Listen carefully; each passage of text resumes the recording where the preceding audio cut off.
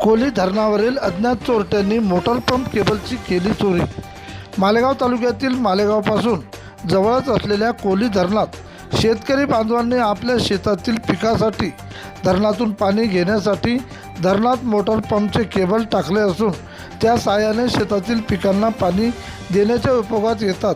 परंतु अज्ञात चोरट्याने एकूण 12 शेतकरी बांधवांच्या हळद पिकाला पाणी देण्यासाठी वापरलेले तांब्याच्या ताराचे इलेक्ट्रिक केबल अंदाजे किंमत 75,500 रुपयांची केबल चोरी गेल्याची घटना घडली असून त्या संबंधित मालेगाव पोलीस स्टेशनला फिर्याद उमेश किसनराव घोडे वय 34 राहणार पांगरी नवघरे यांनी मालेगाव पोलिसात दिली फिर्याद।